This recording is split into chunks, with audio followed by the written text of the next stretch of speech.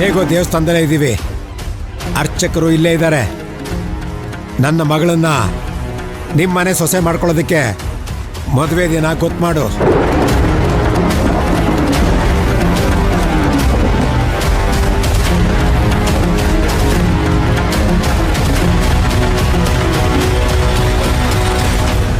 ಅಣ್ಣ, ನೀನ್ ಹೆತ್ತು ಮಗಳನ್ನ ನನ್ ಮನೆ ಸೊಸೆಯಾಗಿ ಕೊಡ್ತೀಯೋ ಬಿಡ್ತೀಯೋ ಅನ್ನೋ ತೀರ್ಮಾನ ತಗೊಳ್ಳೋ ಅಧಿಕಾರ ಅಷ್ಟೇ ನಿನ್ಗಿರೋದು. ನನ್ನ ಮನೆಗೆ ಯಾರ್ ಸೊಸೆಯಾಗಿ ಬರ್ಬೇಕು ಅಂತ ನಿರ್ಧಾರ ಮಾಡೋಳು ನಾನೇ. ಇನ್ ನೀವು ಹೊರಡ್ಬೋದು. ಏನ್ ಮಾತಾಡ್ತಾ ಇದೀಯ ನೀನು? ನಾನೇ ಹೇಳ್ತಿರೋದಣ್ಣ. ನಿಮ್ ಕೈ ಮುಗಿತೀನಿ, ನೀವು ಹೊರಟ್ಬಿಡಿ. ಸುಕನ್ಯಾ, ಹೊರಟ್ಬಿಡಿ. ಸುಕನ್ಯಾ, ನಡಿ ಹೊರಡೋಣ.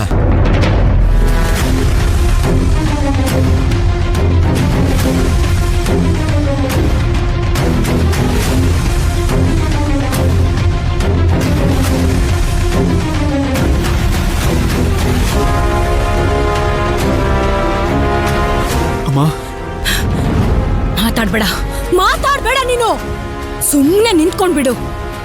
ಇಷ್ಟು ದಿನ ನನ್ ಬೆನ್ ಹಿಂದೆ ನಾಟಕ ಆಡ್ದೇನೋ? ಪ್ರತಿ ಸರಿ ಕೇಳಿದ್ನಲ್ಲೋ, ಇವಳಿಗೂ ನಿನ್ಗೂ ಏನ್ ಸಂಬಂಧ ಅಂತ.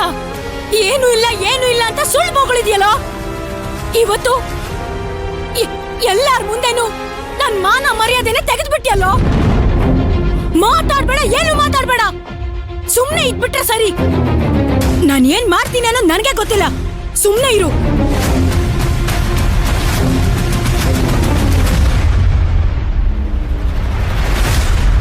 ಏನಂದೆ ನೀನು?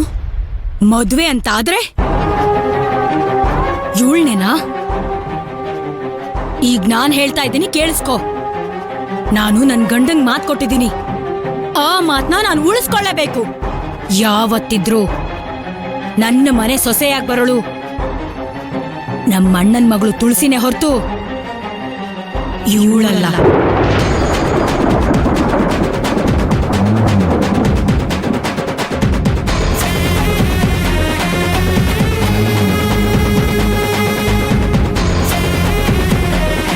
ಅಮ್ಮ, ನನ್ನ ಮಾತು ಕೇಳಮ್ಮ.